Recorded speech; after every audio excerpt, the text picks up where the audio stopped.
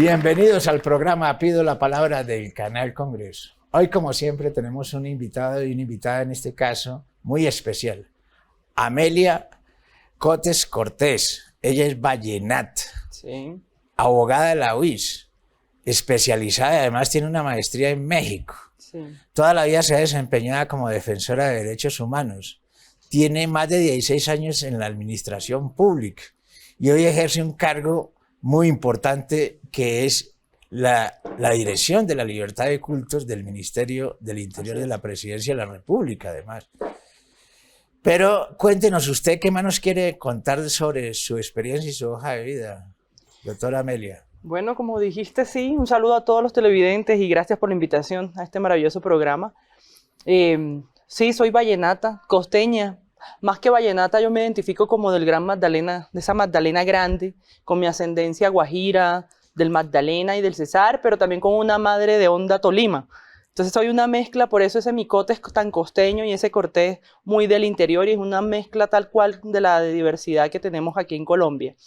En cuanto a mi desarrollo, pues fíjate, nací en un hogar evangélico pentecostal, yo creo que es la línea más legalista de esa evangélica protestante, pero estudié toda la vida en colegio de monjas, entonces imagínate esta doble crianza, aprendiendo a ser muy tolerante justamente con la diversidad religiosa desde casa y en la escuela. Llegué a ser la personera del colegio de monjas, de terciarias capuchinas, aprendiendo y respetando todas las eucaristías, pero también paralelamente en la casa cantando los himnos de lluvia de bendición de la evangélica tradicional, pero siempre en una familia muy revolucionaria, ¿sabes? Y me refiero a esa revolucionaria en poder cambiar, en transformar donde uno llegue los escenarios de injusticia donde uno estuviese. Y efectivamente mis padres y mi madre han sido eso, han sido un sinónimo de personas que llegan y donde han estado siempre revolucionan el espacio tratando de mejorarlo. Y eso lo hicimos también al interior de la misma iglesia. Su papá hace parte del Consejo Superior de la Universidad en el Cesar, ¿no? Sí, claro, mi papá es decano de la Facultad de Ingeniería de la UPC y es el representante por las directivas del Consejo Superior. Lleva muchos años, yo vengo de una familia docente. Mi abuelo docente, mi padre docente, yo especialista en educación, o sea, somos una familia de educadores, nos encanta la educación. Pero su mamá también fue concejal. Mi mamá fue la primera mujer concejal de la iglesia pentecostal, cuando eso era, mejor dicho, se satanizaba que las mujeres pudiesen llegar a unos espacios de poder, y fue la segunda mejor votación, llegó de una vez a mesa directiva. En su momento fue por el Partido Liberal, que cuando todavía en los tarjetones aparecían las caritas, ¿no? Y se hizo un gran ejercicio y eso ha sido fruto del esfuerzo. Mi papá pues hizo parte también de todo ese trabajo constituyente por la libertad religiosa. Fue senador por Unión Cristiana en su momento, cuando era primer renglón, segundo renglón, tercer renglón. Papá fue tercer renglón en esa lista con Jaime Ortiz Hurtado y trabajaron por lo que hoy es la libertad religiosa en la constituyente. Bueno, pero el tema que nos ocupa es el tema que no lo conoce casi nadie en el país. Sí. Y es la libertad de cultos. Y usted afirma que la libertad de cultos es un derecho fundamental. Así ¿Eso es. por qué? Sí, es un derecho, aquí pues lo acogimos en nuestra constituyente como un derecho fundamental, pero sobre todo es un derecho humano. Eso es un derecho que tiene toda la persona por ser, es un don, es un atributo, una facultad, una libertad. ¿Por qué es fundamental? Porque hace parte estructurante de la cultura, de la identidad. Las comunidades y las sociedades no pueden permanecer sin idioma, no pueden permanecer sin creencias, sin cultura, no pueden permanecer sin sus propias costumbres o folclore, como lo llamamos. Hay 5 elementos estructurantes de la cultura y entre eso está la creencia. Es decir, saber que no somos nosotros solos, sino que nos exteriorizamos en una relación espiritual con algo, con alguien, ¿sí? Con un ser o con uno mismo, porque eso también hace parte de esa libertad. Sin embargo, en lo que hacemos nosotros, yo no soy la directora de creencias, que hay que partir de esa enorme diferencia. Nosotros tenemos... Usted ya está hablando de lo que hace la dirección de cultos en el Ministerio del Interior. ¿Y eso para qué sirve? Sí, claro. Mira, nosotros tenemos Ministerio de Salud, tenemos Ministerio de Cultura, tenemos Ministerio de Educación. Son derechos fundamentales. Pues el Estado, el gobierno también tiene una entidad que se encarga de otro derecho fundamental, que es la libertad de culto.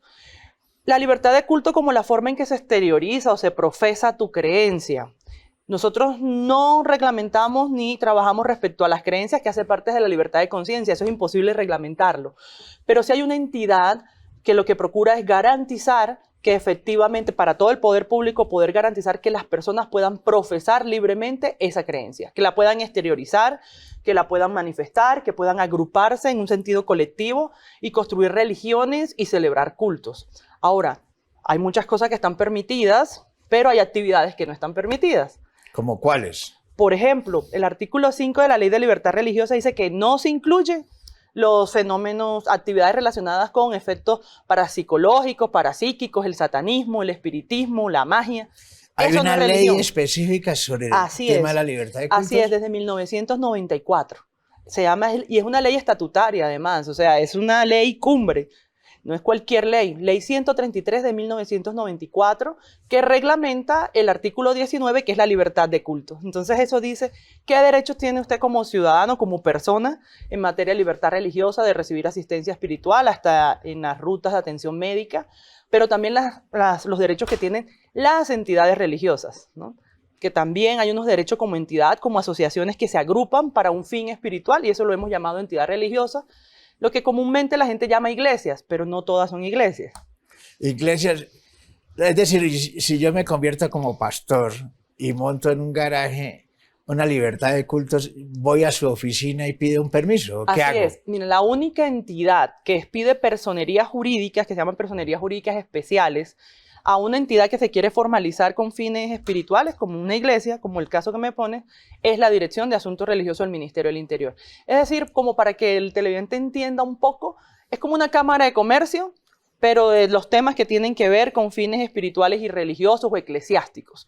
Es decir, que si usted quiere constituir una iglesia, una confesión, una denominación, no va a la Cámara de Comercio, sino que la ley, por medio de la Ley Estatutaria de Libertad Religiosa, se permitió que es el Ministerio del Interior quien otorga esas personerías especiales. ¿Y usted está de acuerdo con que estas iglesias les cobren impuestos? Las iglesias pagan impuestos. Hay un mito de que las iglesias no tributan y eso no es tan cierto. Las iglesias están no exentas, exoneradas, los lugares de culto. Los lugares, ojo, porque una iglesia puede tener muchos bienes, pero los lugares de culto son los que están exonerados del impuesto predial. Ahora, exonerado no es lo mismo que exento. Exonerado es que todos los años tienen que ir a la alcaldía, pedir que por favor revisen cuál es su lugar de culto para que lo exoneren. Si no, pues muchas están embargadas en estos momentos. Perdón, vamos a unos mensajes institucionales. Ya regresamos aquí en el programa. Pido la palabra del Canal Congreso.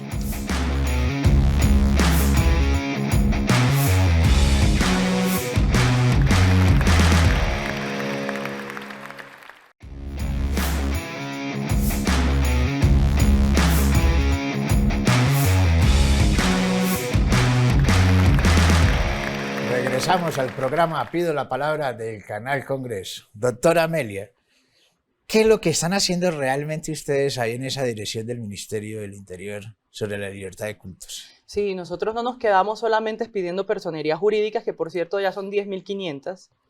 Muchísimas denominaciones. 10.500 en Colombia. 10.500 en Colombia, sin incluir las 12.000 personerías que ya son de Iglesia Católica Romana. Es decir, tenemos para trabajar ya con 22.700 entidades religiosas. Aclaremos un poco de esto. La Iglesia Católica tiene 12.000 cultos en Colombia. Sí, 12.000 personerías jurídicas porque ella misma expide a sus parroquias, a sus arquidiócesis, les da su personería. Y tenemos 7.000. 10.500 del ministerio, del que no ministerio. son católicas romanas. Ya, eso, explíqueme muy bien, eso tiene... Claro, le explico para que la gente también entienda. Mira, antes de la Constitución del 91, resulta que en Colombia la única iglesia oficial que existía era la Iglesia Católica Romana. Era lo que denominaba el concordato. Sí, para la institucionalidad, aunque pudiesen existir cultos, efectivamente se registraban era como corporaciones y fundaciones porque reconocido estatalmente la única era la Iglesia Católica Romana, con la cual el Estado colombiano firmó un concordato. ¿Qué es eso? Como un tratado internacional donde le concede unos derechos especiales a la Iglesia Católica.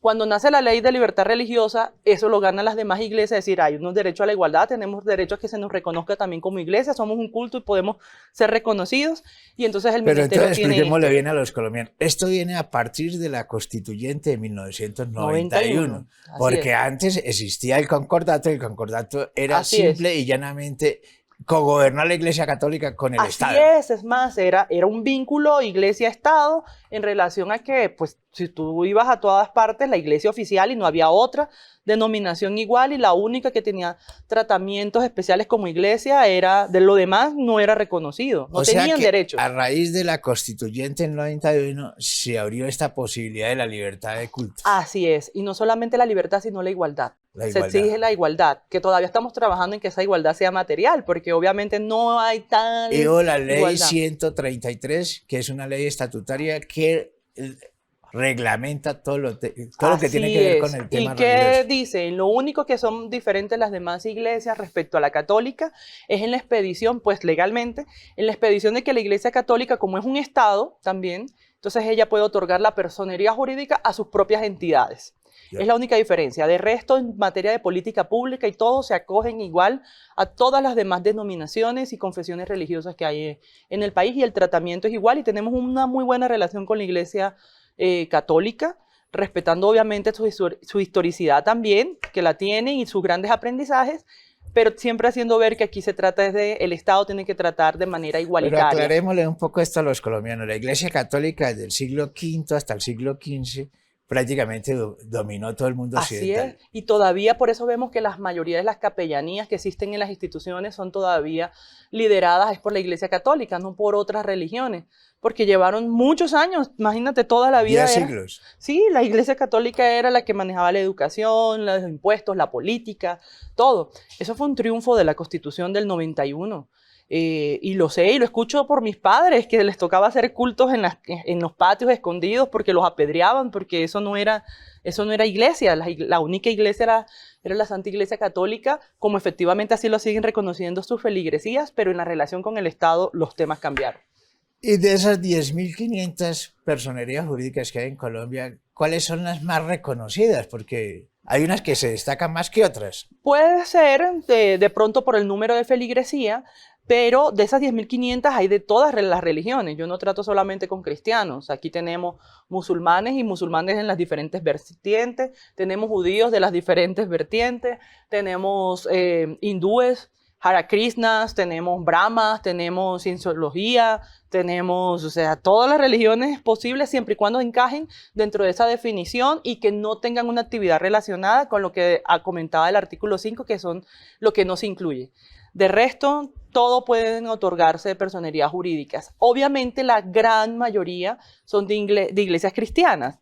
Te podría decir que casi en un 80-90%, casi un 90% son de corte cristiano. ¿Cuál es la diferencia de las iglesias cristianas con relación a las otras iglesias? Bueno, yo cuando me pongo, no me meto en temas doctrinales porque justamente el asunto religioso, que el nombre está muy mal puesto de la dirección, lo vamos a cambiar justamente, porque yo no hago nada religioso, no me meto en los temas doctrinales de ninguna iglesia, sino administrativamente. Pero lo que sí te puedo decir que tienen en común dos cosas, el amor a Dios y el amor al prójimo. Eso realmente es la línea. ¿De todas las iglesias? De todas las iglesias. He podido leer casi todos los libros que me han regalado y hablo con ellos. Y realmente es la creencia en el amor a un ser superior expresado de muchas formas y el amor al prójimo, la solidaridad. Eso no es otra cosa que paz, amor y solidaridad. Tienen como base esos tres principios. ¿En qué cambian? Por ejemplo, las principales son cristianas, pero muchas de ellas personerías son evangélicas y evangélicas hay muchísimo y hay muchas diferencias. Unas creen en la unicidad, por ejemplo, otras creen en la Trinidad. Por meterme aquí en campos que no son los de mi especialidad, pero sí te comento lo que encuentro. Muchas diferencias administrativas, o sea, de gobierno. Es decir, por ejemplo, también manejo iglesias católicas que no son romanas. Nosotros les otorgamos la personería. ¿A cuáles? Anglicanas, veterocatólicas, episcopales, ortodoxas. Todas esas, la personería jurídica la otorga el Estado colombiano. Y son católicas, de esencia católica, pero no romanas. ¿Qué se diferencian? Pues en su historia o que no consideran al Papa su máxima autoridad. Entonces, administrativamente cambian y cada persona puede crear su propia entidad. ¿Y cuáles son esas que reconocen al Papa como máxima autoridad? La que reconoce al Papa como la máxima autoridad es la católica romana. Iglesia católica romana es la que es la máxima autoridad Los del Papa. jesuitas reconocen al Papa, Hacen porque parte, el Papa es jesuita. Pero hacen parte de las entidades de las católicas romanas. ¿Y? O sea, la católica romana tiene muchas entidades castrense, o sea, hay una vertiente muy grande dentro de la misma católica romana, pero todas hacen parte de la Iglesia Católica Romana. Apostólica. Apostólica, católica, romana. Romana. Y aquellos que no identifican al Papa como máxima autoridad, ¿a quiénes se identifican entonces como máxima autoridad? Cada uno tiene unas vertientes, unos dicen que es directamente San Pedro, otros tienen su máxima autoridad, otros líderes a nivel mundial. Eso es muy respetable, nosotros en eso sí no nos metemos. No, el oficio de ustedes es una parte eminentemente de directiva política y de directiva administrativa. Y hemos cuidado eso, porque yo sí encontré una dirección que se metía mucho en los temas doctrinales y nosotros no nos podemos meter en eso. Porque ojo que el Estado no se mete en la creencia. Yo me meto en el culto, las actividades que realizan siempre y cuando no esté dentro de las prohibiciones. ¿Cuáles son? Las que ya les dije: satanismo, espiritismo, magia, agoreros, actividades supersticiosas, cosas que no sean relacionadas con la religión, o actos que vulneren el orden público, la moral pública y los derechos fundamentales. Esas son las prohibiciones. De resto, cualquiera puede tener una entidad. Puede ser la tendencia de que todas las religiones están por el Estado social de derecho y por la ley. Así es. Sí los puedo decir que definitivamente las iglesias que existen hoy día se deben a la Constituyente de 1991. Y respetan la Constitución del 91. Y tienen que respetarla porque obviamente tendrán entonces también como entidad y como persona que son, porque ya es una persona jurídica, responden ante la ley con derechos y con deberes. Tienen unos deberes y si también fallan, pues muchos tienen situaciones problemáticas como cualquier entidad ya sea comercial o sin ánimo de lucro. Doctora Amelia, perdón, vamos a unos mensajes institucionales. Ya regresamos aquí en el programa Pido la Palabra del Canal Congreso.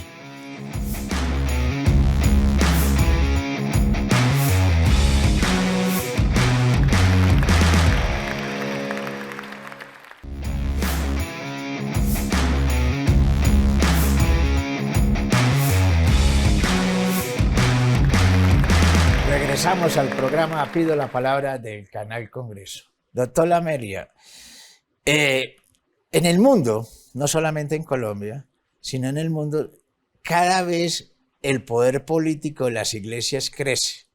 Inclusive han tenido presidente, han llevado presidente, el caso de Bolsonaro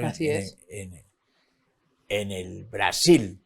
Pero miremos aquí en Colombia, pues hay movimientos fuertes, unos por el aborto y otros, y las iglesias por el no aborto, ¿sí? Y es una pelea que está en la Corte Constitucional y que viene desde mucho tiempo atrás. ¿Qué nos quiere decir frente a esto, doctora Amelia? Definitivamente sí, las iglesias, los líderes religiosos, no solamente las iglesias, sí son un actor político. Digamos que yo lo que sí considero y les he dicho en la Mesa Nacional es que falta construir una agenda política unificada. No es tan cierto que estén todas en la misma corriente. Hay muchas entidades, por ejemplo, que son muchas entidades religiosas que defienden el matrimonio igualitario, que defienden el aborto, que lo permiten. O sea, hay una mezcla muy... esa diversidad que se ve en la sociedad también se ve en las entidades religiosas. No es tan cierto que la iglesia necesariamente tenga una sola postura, porque eso también se está discutiendo al interior de los mismos espacios de participación del sector. Lo que sí te puedo decir es que sí definitivamente han reconocido que necesitan también aliados, por ejemplo, en el legislativo, en el poder, para no ser perseguidos en sus creencias. Hoy puedo decir, te lo doy como ejemplo, cuando presentamos el artículo a la creación del Sistema Nacional de Libertad Religiosa, que es una creación de este Plan Nacional de Desarrollo.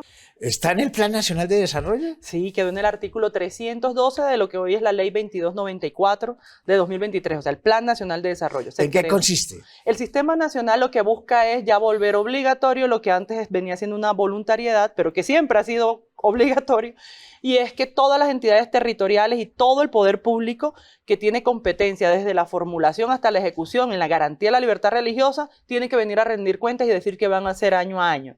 Así como está el sistema de bienestar familiar, el sistema de reparación a las víctimas, que lo que busca es una estrategia de articulación y de coordinación del poder público, se crea el Sistema Nacional de Libertad Religiosa y de Culto, paz total y no estigmatización. Por ponerle un ejemplo, cosas que la gente no sabe que tiene que ver con la libertad religiosa. Imagínate que hacen una urbanización de vivienda de interés social y no dejan espacio para un espacio interconfesional para que la gente pueda realizar sus cultos.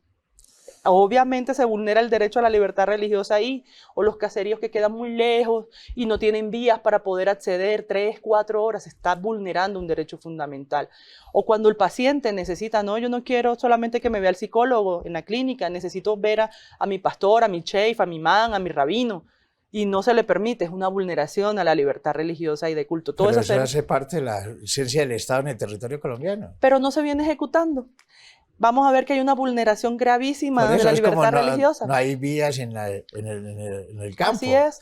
Y la entidad que más hace presencia en Colombia es la religión católica, apostólica y romana, Sí. que está metida casi en todos los el territorio nacional. Nosotros encontramos que las entidades religiosas en la caracterización, por lo menos tenemos alrededor de 600.000 proyectos que ejecutan las iglesias, sin plata del Estado. Y entonces, ¿de dónde resulta la plata? De la misma feligresía, de las mismas comunidades. Lo que le llaman los diezmos. No solamente diezmo, porque el diezmo no existe necesariamente en todas las iglesias. ¿El pero diezmo sí son está reglamentado por ley? No, no está reglamentado por ley. Nosotros no nos metemos en asuntos religiosos. Lo que sí es cierto es que los ingresos y todo lo que manejan las iglesias sí está reglamentado es por la DIAN, ¿no? Eso sí. Ellos tienen que Hay una rendir normativa, cuentas a la DIAN. claro, sea como se llame, pero se rinde cuenta ante la DIAN y la DIAN es la que cumple con la labor de vigilancia y control respecto a los tributos en Colombia. O sea, no pueden evadir impuestos, no pueden hacer lavado de activos. En Colombia el que haga lavado de activos y eso se va preso, eso sí ya lo tenemos clarísimo. Pero por eso las entidades religiosas tienen que cuidarse mucho, porque algunos creen que tal vez montando una entidad religiosa voy a recibir un recurso y no lo declaro, no. Esto no vulnera ni exime de las normas en materia tributaria ni las normatividades que existen en Colombia.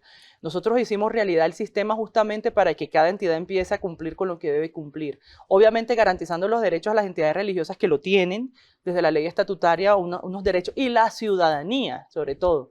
Por ejemplo, en las cárceles que puedan recibir asistencia espiritual, las capellanías. Esto tiene que ver con muchas cosas en materia tributaria, migración. Por ejemplo, el gobierno de Duque nos cambió la resolución de migrantes, el tipo de visas de los religiosos las cambió. Saliendo el gobierno de Duque cambió la resolución. ¿Cómo así? No entiendo. Las visas de religiosos y voluntarios religiosos estaban en la categoría de migrantes. El gobierno de Duque lo cambió y las volvió visas de turistas. Entonces hoy es muy fácil que a los misioneros que vengan pues se les niegue se les rechace, tienen un plazo máximo de 2 años, máximo si se le prorroga mucho la visa, máximo para estar acá. Eso nos generó unos problemas aquí internos, porque habían personas que ya llevaban acá con su familia y sus niños y tenían entonces que salir del país. Pero bueno, esos son de los temas que nos ha tocado afrontar de gobiernos anteriores que nos dejaron justamente esta situación. Bueno, ¿y qué más le podemos decir a los colombianos? ¿Esta oficina existe solamente en el Ministerio del Interior en Bogotá y no existe a nivel territorial? No, existe a nivel territorial. De los 32 departamentos que tenemos en el país, ya hay 27 políticas públicas departamentales y hay muchas municipales. O sea, hay un funcionario al menos que responde en el departamento. Sí, se llama Enlace de Libertad Religiosa, eso ha venido creciendo en el marco de la política pública que se expidió y pues el seguimiento que estamos haciendo, porque mira, parece muy curioso, pero es terrible que todavía a estas alturas, en pleno siglo XXI, me saquen a una niña de un colegio porque va en faldas el día del Jean Day, cuando de pronto ir en falda hace parte de su costumbre religiosa, de su cultura religiosa. Aquí nos hace falta es entender mucho más las culturas religiosas. Eso es muy fácil, tú vas a Estados Unidos y ves en la calle gente de toda clase y se respeta. En Colombia es difícil porque tenemos obviamente una mirada muy, muy centrada en nuestra propia religión. Ahora, quiero decirles algo, como para terminar acá. La misma ley estatutaria dice que el Estado colombiano es no confesional, o sea, no hay una religión oficial, pero dice el Estado no es ateo, agnóstico, ni indiferente al sentimiento religioso de los colombianos. O sea, no es tan cierto que haya... Pero aquí en Colombia hay un círculo de ateos también. Claro que sí, y en su derecho a creer o no creer, ahí entran, pero no es una religión. No es una religión, o sea, no tienen necesidad de ir a su oficina. No tienen que ir, ellos van y se asocian en Cámara de Comercio. Ah, ya. Porque no es una religión. Bueno, pero ya nos acabó el tiempo. ¿Qué le podemos decir a los colombianos sobre el tema de la libertad de cultos y de su oficina? Que vivan su religión, su creencia con total libertad. Estamos promoviendo justamente una campaña de no estigmatización y de no discriminación. Ahora, vivirla sanamente y dejarla vivir. Porque también a veces creemos que somos los únicos portadores de la verdad, pero recordemos que todo aquello que no profesa amor al prójimo y amor a Dios, entonces no es religión. Mil gracias por estar aquí en el programa Pido la Palabra del canal Congreso. Gracias por invitarnos. Mil gracias a todos ustedes por estar aquí en el programa Pido la Palabra del Canal Congreso. Los esperamos. Hasta pronto.